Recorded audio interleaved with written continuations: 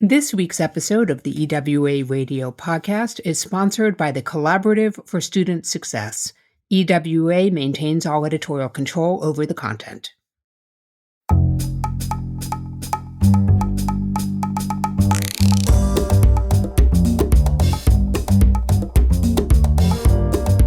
This is EWA Radio, the official podcast of the Education Writers Association, and I'm public editor Emily Richmond.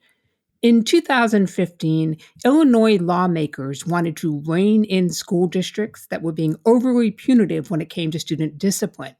Specifically, they passed a law that prohibited schools from fining students for relatively low-level misbehavior. Two reporters, Jodi S. Cohen of ProPublica and Jennifer Smith Richards of the Chicago Tribune, teamed up to expose how schools had found and exploited a legal loophole. Instead of fining students directly, schools referred students to police who then ticketed the students. Their reporting won this year's Hechinger Grand Prize for Education Reporting, administered by EWA. They're here to talk about that series, The Price Kids Pay. Jodi Cohen, welcome back to EWA Radio. Thank you so much for having me. And Jennifer Smith Richards, welcome back to you as well. Thanks, glad to be here. Jodi, let's start with you. Did this set a ProPublica record for impact, given that it could be clocked in a matter of mere hours?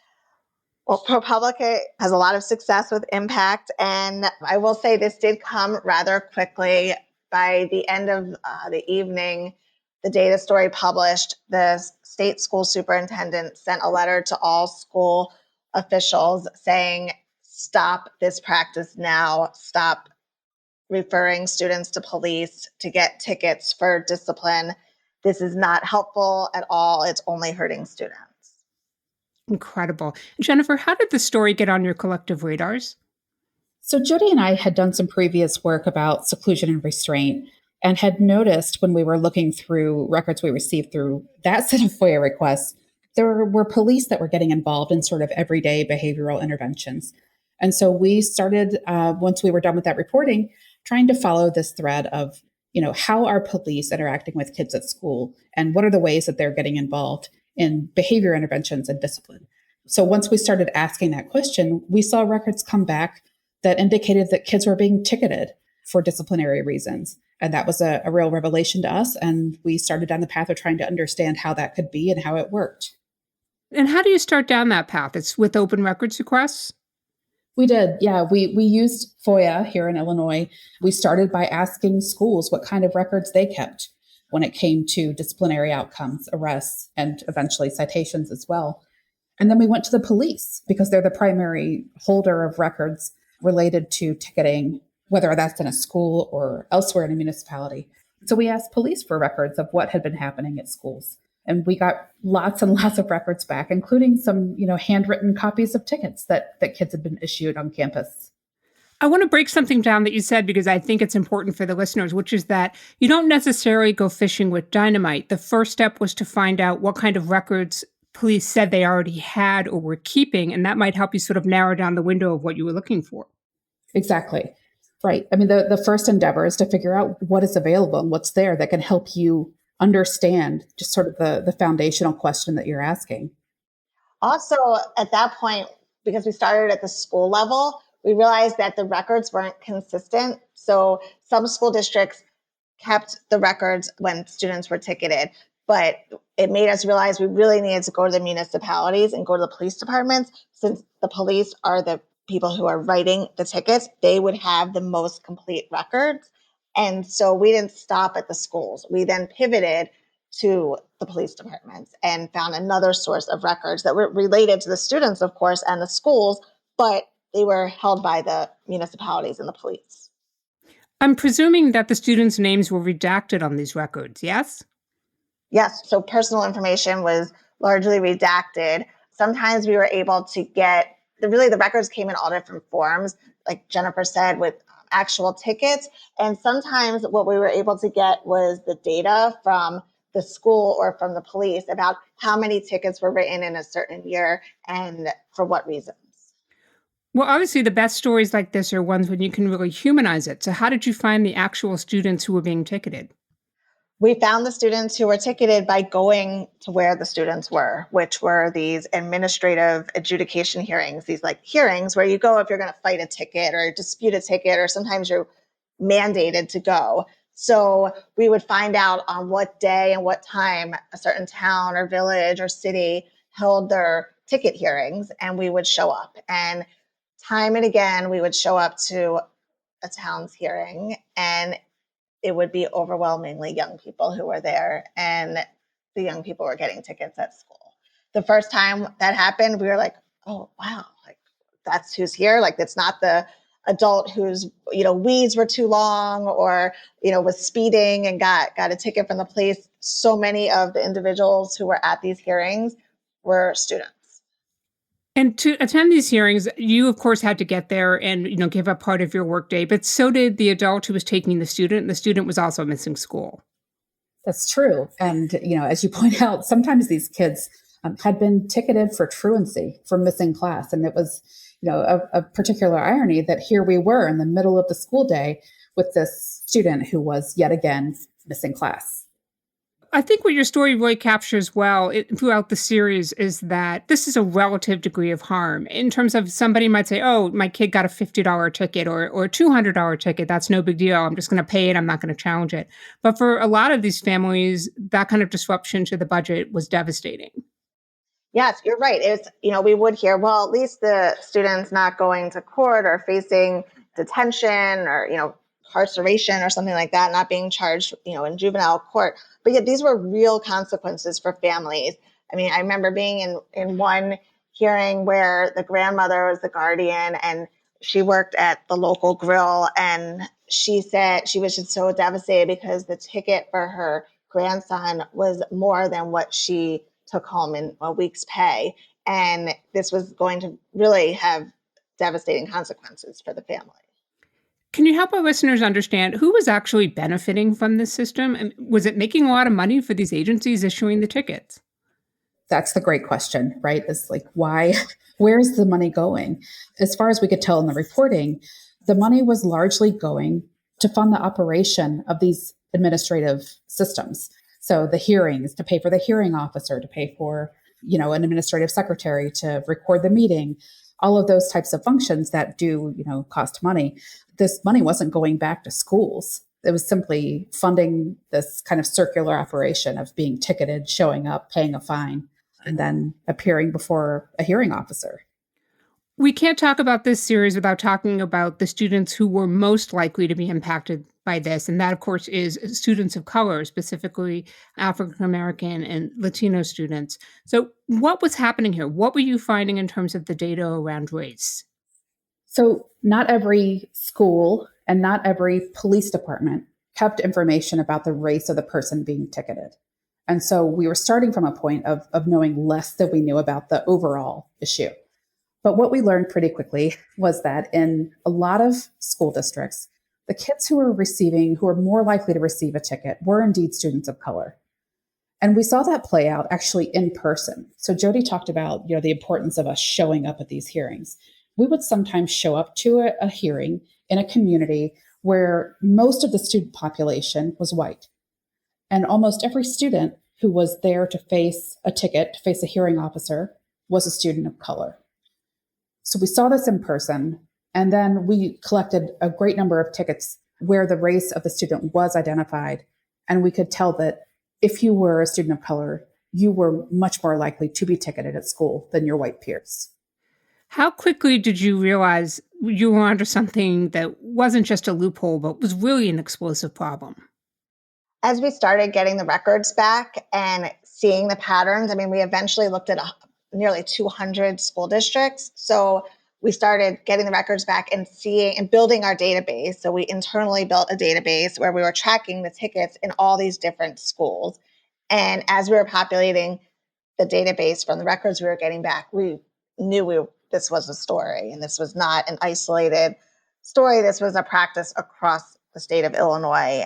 And that was one signal that we were onto something, as you said. And the second was when we were showing up and entering a courthouse or entering a police station where these hearings were held, or a village hall, and we're walking in, and so are young people and their parents or guardians. And that's when I think those two things combined made us realize like this is something bigger.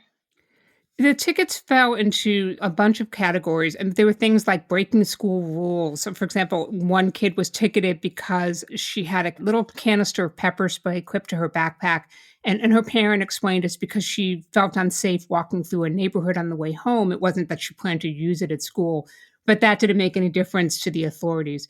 And then the other, of course, was for truancy, as we talked about. And we know the chronic absenteeism has soared nationally since the pandemic, and if it wasn't a crisis before, it's a mega crisis now. Is there any evidence that ticketing kids, I don't know, scared them back into school?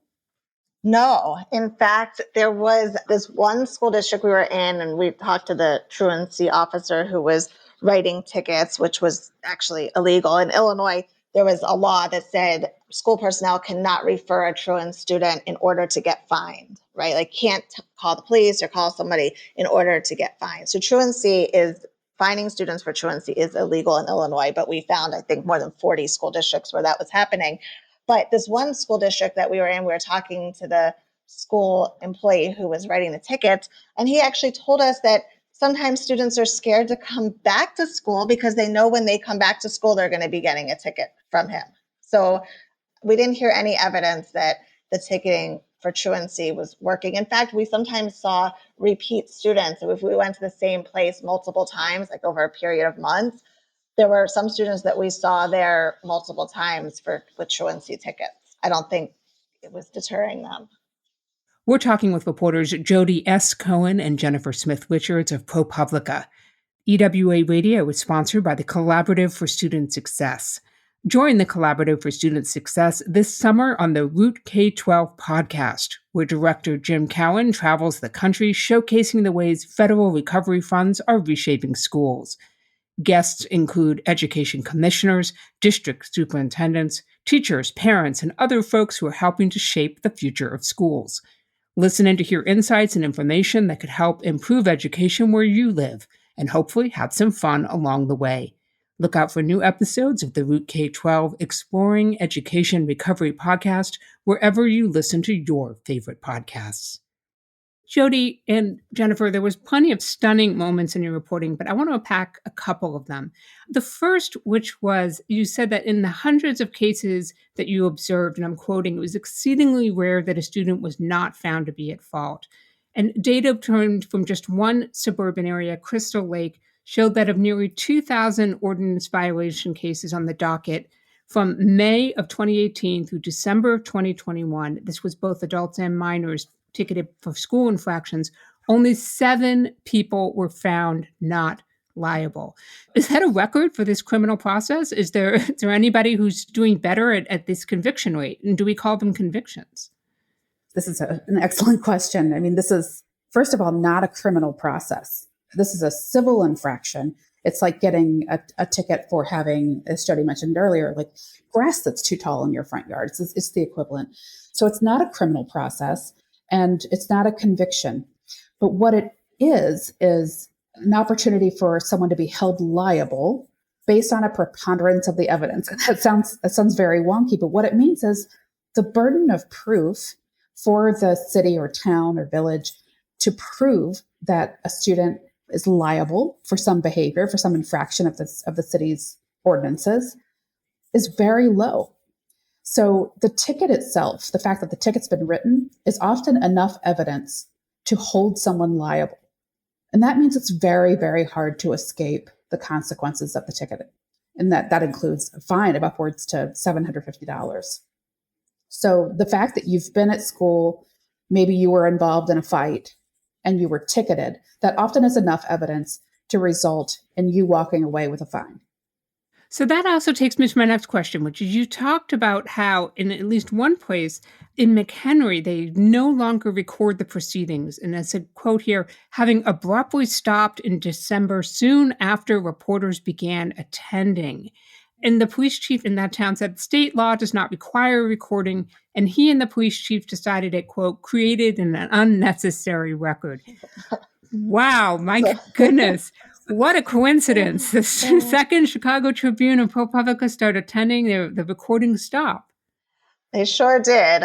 So, yes, they had been recording them. At one point, the hearing officer tried to get me to leave, and our lawyer got involved. And, these are public meetings, public hearings, so I had every right to be there. And the hearing officer, then, the village stopped, or the city stopped recording these hearings. Also, that hearing officer is no longer the hearing officer in that city, by the way. They now have a new hearing officer after the story ran. What jumped out at me, though, is this idea about an unnecessary record. Right. Yes. Because, of course, there's another thing that's arguably an unnecessary record, and that's this incident, this ticket resurfacing and potentially being used against a student in a later proceeding. You found evidence of that, didn't you? Yeah. So one thing the police officers or the schools or the municipalities will often say is, this doesn't create a record. This is kind of a good path for students. It makes them accountable, or there's a consequence for their behavior. It's a monetary consequence, and it doesn't stay on their record. However, we found that that's not true, that these records are not expunged or destroyed. In fact, there's no path toward expungement. And if you're in that city or that police department, you can look up those tickets. So whether it's a first offense, a second offense, a third offense, and the fines go up for multiple offenses. So this idea that there's no record of this is just not true. I also have to think, though, it also would have an impact emotionally on how a student feels about their school community and, the trust and ties that they have to that community. It makes a huge difference. Yeah. I mean, this child who's experiencing school is experiencing it through the lens of policing. There's an officer there who's writing them a ticket. They're having to appear before someone in a position of authority, a hearing officer. It's costing their families money that often they don't have. This is a really negative experience. And we know there's tons of research out there that discusses the impact of a student coming into contact with policing, particularly in this kind of formative adolescent years. It makes a difference. It makes school feel like a different place to those kids, a more punitive one. Actually, the school superintendent, in her letter where she urged schools not to involve police to ticket students, she actually wrote about that in the letter and said that this causes harm with the relationship between students and their school and the people that they need to trust at school. That does exactly what you were saying, create that distrust and a negative experience at school. Also, the weird part about it all is, when the students go to the police stations or, with these tickets, there's nobody from school there. Like, it's taking a school behavior completely outside of the school. So even the officer who writes the ticket is not required to be there. In fact, they're never really there. The ticket stands on its own. But yes, there is that issue of trust between the student and the school that is harmed in this process. We mentioned some of the immediate fallout from your reporting, which came just hours after the first story was published. Let's talk a little bit more long-term. It's been over about a year now since the first story was published. What's changed legislatively? Legislatively, nothing has changed so far. So there was a bill introduced in a few months ago that would have banned school employees from referring students to police to get ticketed, kind of the same way the truancy law works in Illinois. That stalled this spring. The legislator who is behind that bill says he's going to reintroduce it, and advocates who really are for anti-ticketing legislation, who do not want this practice to continue, are regrouping and working on a new draft of legislation. We spoke with many students and families, and I'd love for each of you to answer this question. Was there a particular case or student experience that really stayed with you as you were reporting out this story, one you just couldn't seem to put down? There is one that stays in my mind and that we're continuing to report on, and that is the case of a girl named Amara Harris, and she was a student in Naperville, which is a suburb west of Chicago, and she was ticketed for theft when she was a junior in high school. That they say that she stole another student's AirPods, and when she was asked about them, she thought they were hers, and she turned them over. As you know, these AirPods, they all look alike, especially several years ago. And This happened more than 3 years now, and she has been fighting this ticket this whole time. She's now a student at Spelman College. She has moved on, but will not let the ticket go. She says she's not paying this fine. She did not do this, and that her case is actually scheduled to go to trial later this summer on an ordinance violation ticket, but she's not paying it, and the city is not dropping it.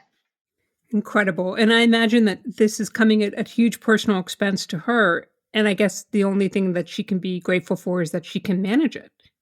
It was coming at a great personal expense. After we wrote about her case last year, there are attorneys who have taken on her case pro bono. So she's no longer paying legal fees to fight it, but it's come at a huge personal cost and a financial cost.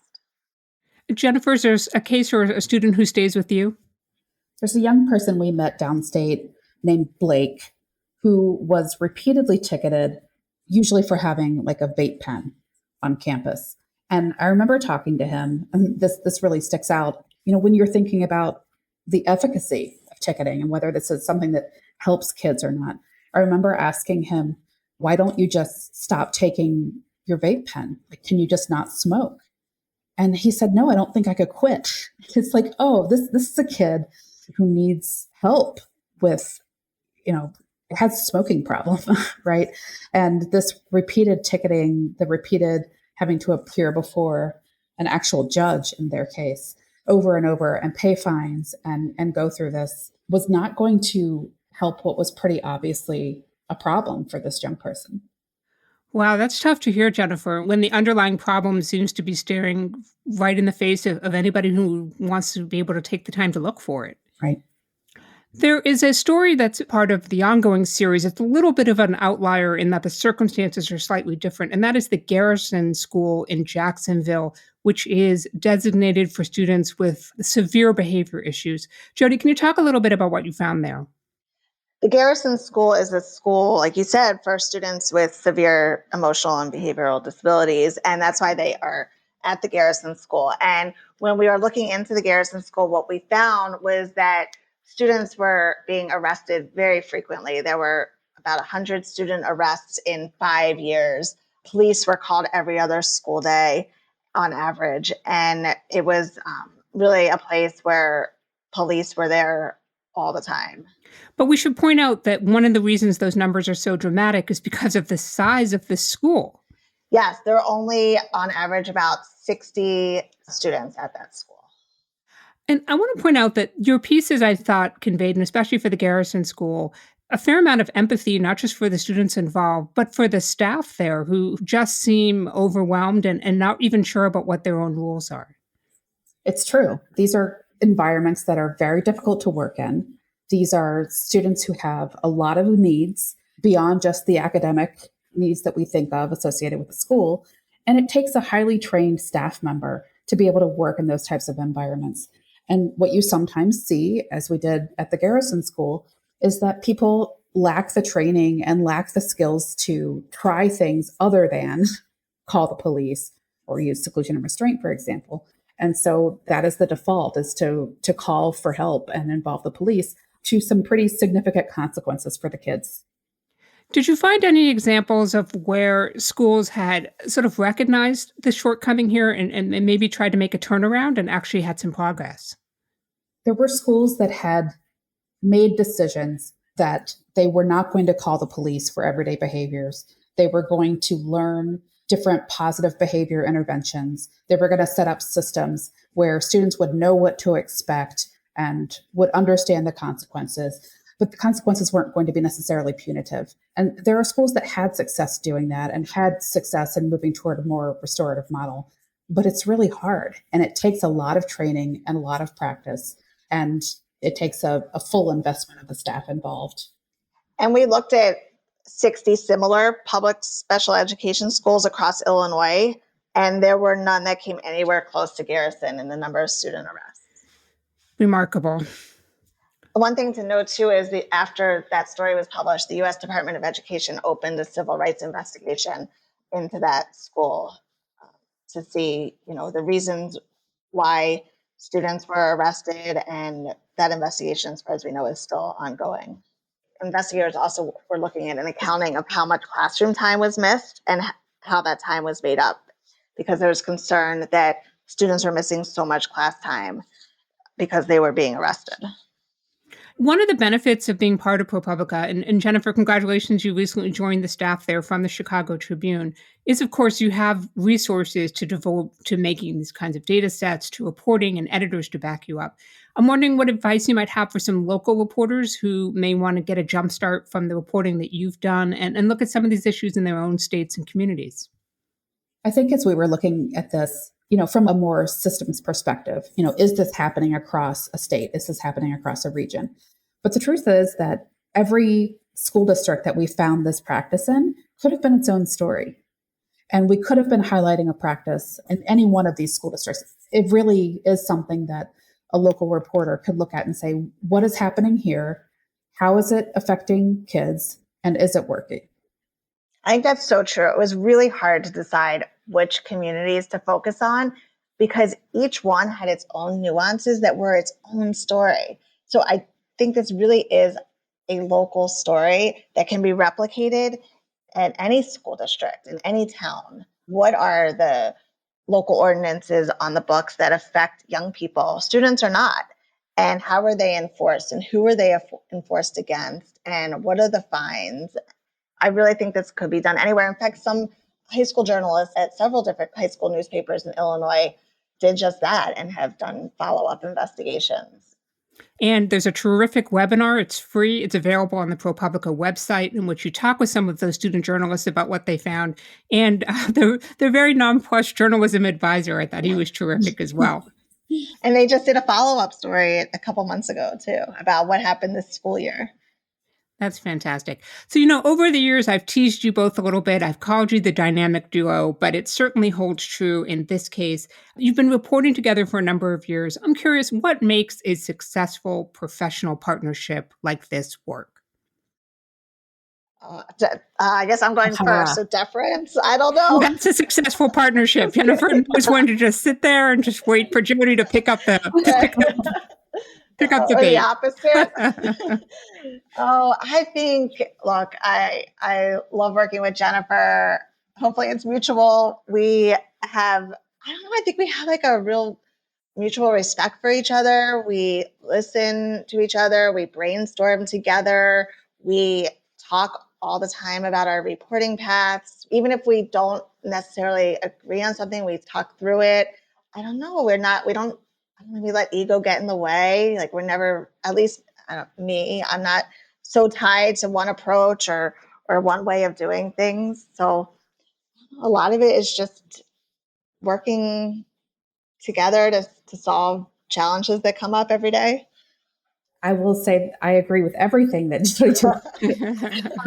But I think we definitely have like an immense amount of respect for one another. Like I really care what Jodi thinks about whatever problem arises. I think that whatever she's going to say is going to be smart and helpful and make our story better. And it also helps that we have kind of complementary skills. I mean, Jodi is really good at some things that I'm not as good at. And that makes, a really nice team where one person can pick up in one skill area and another person can shine, in a different skill area. We are similar in a lot of ways, but, we have different thought processes and different ideas. And when we're sitting across the table from one another writing, which we do, we like physically sit across the table and write together. I think we hear each other and want that different perspective to come out in the story. I want to thank you both for taking the time to speak with me. And one thing we're going to be implementing on EWA Radio, hopefully going forward, is I'd love to ask my guests, what's something you're really looking forward to in the next couple of months? Something positive that's on the front burner for you. I'm looking forward just to getting settled at ProPublica. It is a different place to be. A daily newspaper is a unique place to work. And this is a different experience. So I'm really looking forward to getting settled here and seeing what it's like to be at ProPublica. Jodi, how about you? I'm really looking forward to figuring out what comes next. Some short term, really following some of the ticket legislation and other related stories, and then just figuring out what our next story is going to be. Always something to look forward with both of you, and we look forward to your reporting. Jodi S. Cohen and Jennifer Smith-Richards are the winners of this year's Hechinger Grand Prize. This is the second time in 3 years that they've won together. In 2020, they won for their reporting on the use of restraint in seclusion rooms in Illinois public schools. Thank you both for making time for EWA Radio. Thank you. Thank you so much. And that wraps it up for us at EWA Radio. This week's episode was sponsored by the Collaborative for Student Success. The mission of the Education Writers Association is to strengthen the community of education journalists and improve the quality of education coverage. For more than 75 years, EWA has helped reporters get the story right. Have a great week, take good care of yourselves, and thank you for listening.